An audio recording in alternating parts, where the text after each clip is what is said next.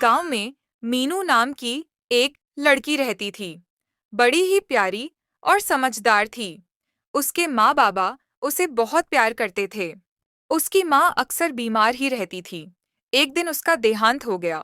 मीनू तो जैसे अंदर से टूट गई। माँ, तुम मुझे छोड़कर क्यों चली गई? मुझे तुम्हारी बहुत याद आएगी माँ। तुम्हारे बिना मैं कैसे रहूंगी? वह पूरा दिन उदास और रोती रहती।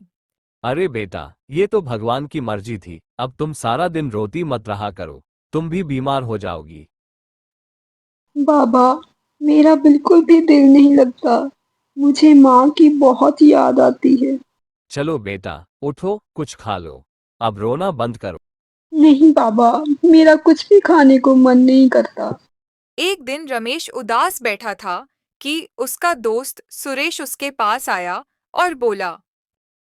अरे रमेश, तुम इतने उदास क्यों हो?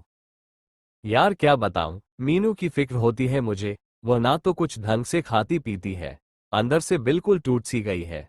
सारा दिन रोती रहती है। तुझे एक सलाह दो, तू दूसरी शादी कर ले। मीनू को माँ का प्यार भी मिल जाएगा और घर संभालने वाली भी आ जाएगी। मेरी जान पहचान में है एक लड़की, उससे तेरी शादी की बात करो। उसका पति अब इस दुनिया में नहीं है। जैसा तुम ठीक समझो। फिर सुरेश ने रमेश की शादी अपनी दूर की रिश्तेदार से करवा दी। वह घर आते हैं तो मीनू उनका बहुत अच्छे से स्वागत करती है। आइए माँ, अंदर आइए। आपका स्वागत है हमारे घर में। कुछ दिन तो बड़े अच्छे से गुजरे, मगर अब सरिता मीनू से हमेशा गुस्से से बात करती है और घर का सारा काम उसी से करवाती। मीनू, खाना बना या नहीं? इतनी भूख लग रही है। क्या कर रही है? जल्दी जल्दी हाथ चला। हाथों में मेहंदी लगी है क्या? जी माँ, बस हो गया। आप बैठिए, मैं अभी लाती हूँ। मीनू देख, घर में कितना कचरा फैला हुआ है। जरा सफाई का भी ध्यान रख लिया कर। चल जल्दी जल्दी उठकर सफाई कर दे।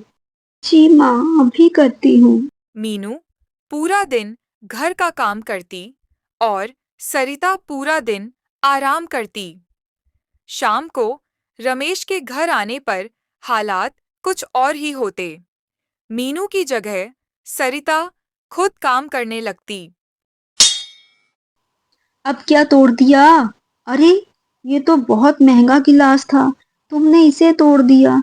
ध्यान कहाँ रहता है तुम्हारा? ना काम की ना काज की, दुश्मन अनाज की।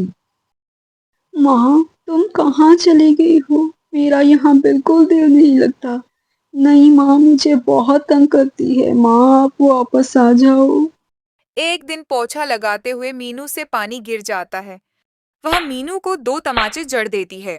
बेवकूफ लड़की, तेरा ध्यान काम में क्यों नहीं रहता? जब देखो कुछ ना कुछ उल्टा पुल्टा करती रहती है। मीनू उस दिन बहुत रोती है और अपनी माँ को याद करती है। बस अब बहुत हो गया। मुझे अब यहाँ नहीं रहना। मुझे यहाँ से जाना ही होगा। माँ मुझे प्यार नहीं करती और ना ही मुझे ढंग से खाना देती है। मीनू रात की अंधेरे में घर से चली जाती है। चलते चलते वह जंगल में पहुंच जाती है। वहां एक बड़े पेड़ के नीचे बैठ जाती है। थकान और भूख से उसका बुरा हाल हो गया था। सुबह होते ही वह पास के कुएं पर जाती है। अरे, ये चिड़िया यहाँ पे गिरी पड़ी है। चलो उठा के इसे पानी पिलाती हूँ, शायद ठीक हो जाए। मीनू उस चिड़िया को पानी पिलाती है तो वह चिड़िया एक परी में बदल जाती है। अरे, ये क्या हुआ? ये कैसा चमत्कार है? नहीं नहीं, ये कोई चमत्कार नहीं है। मैं एक परी हूँ। एक साधु बाबा ने मुझे श्राप दिया था, तो मैं चिड़िया बन गई थी। उसने कहा था, जब कोई भला इंसान तुम्हारी मदद करेगा, तो तुम अपने असली रूप में आ जाओगी। आज तुमने मेरी मदद की है, तो उस श्राप का असर खत्म हो गया है। मुझे अपनी आंखों पर यकीन नहीं आ रहा। क्या ऐसा सचमुच भी होता है? मैंने तो आज तक ये सिर्फ कहानियों में ही सुना था।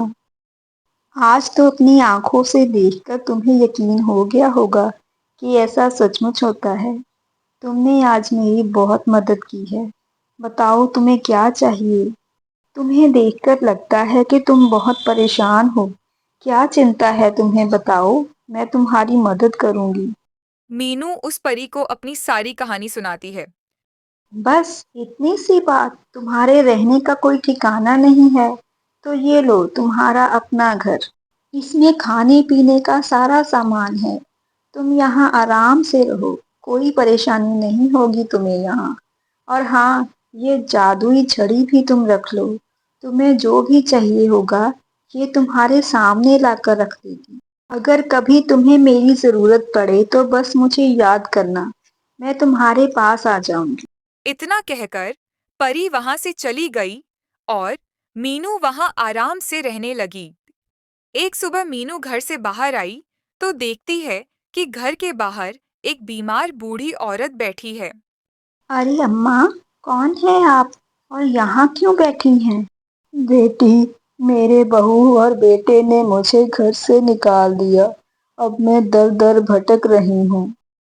ऐसा क्या हुआ कि उन्होंने आपको घर से निकाल दिया? बेटा, मुझे दमे की बीमारी हो गई है। ये बीमारी उन्हें ना लग जाए, इसलिए उन्होंने मुझे घर से निकाल दिया। 2 दिन से ना कुछ खाया है ना पिया, बस ऐसे ही दर दर भटक रही हूँ।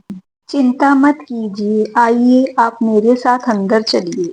मीनू छड़ी घुमाती है तो वह औरत बिल्कुल ठीक हो जाती है। लीजिए अम्मा, अब आप बिल्कुल ठीक हो गई हैं।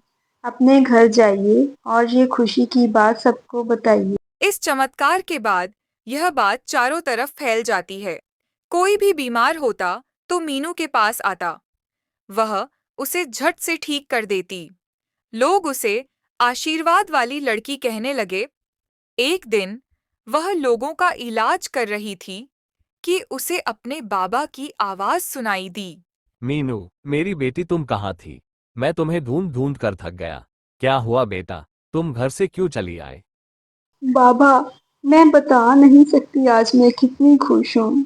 मैं भी आपको बहुत याद करती थी, मगर क्या करूँ, मेरी मजबूरी थी। मुझे वो घर छोड़ना पड़ा। ऐसी क्या मजबूरी की थी कि तुम्हें घर छोड़ना पड़ा? क्या बताऊँ बाबा, माँ का व्यवहार मेरे साथ ऐसा था कि मुझे मजबूरी में घर छोड़ना पड़ा। वह मुझसे घर का सारा काम करवाती थी और मुझे मारती पीटती भी थी, इसलिए मैंने घर छोड़ा। मैं तो यूं ही भगवान को कोस रहा था, मगर उसने जो भी किया अच्छा ही किया। ये क्या कह रहे हैं बाबा, मुझे कुछ समझ में नहीं आया। तेरे जाने के बाद सरिता को दमे की बीमारी हो गई। बहुत इलाज कराया मगर कोई फर्क नहीं पड़ा। अब तुम्हारी बातें सुनकर लगा कि इसे इसकी करनी की सजा ही मिली है। मुझे माफ कर दो मीनू बेटा, मैंने तुम्हारे साथ बहुत गलत किया और भगवान ने मुझे मेरी करनी की सजा दे दी है। मैं इसी लायक हूँ। नहीं नहीं माँ, ऐसा मत कहिए। आपको अपनी गलती का एहसास हो गया है, मेरे लिए यही काफ़ी है। अब आप देखना, आप जल्दी से ठीक हो जाएंगी। अभी मैं आपको ठीक करती हूँ। मीनू ने छड़ी घुमाई तो सरिता एकदम से ठीक हो गई। चल मीनू बेटा, अब हमारे साथ घर चल। अब तू अकेली यहाँ नहीं रहेगी। हाँ बेटा, अब तो हमारे साथ घर चल, तू अकेली यहाँ नहीं रहेगी। नहीं माँ बाबा, अब यही मेरा घर है।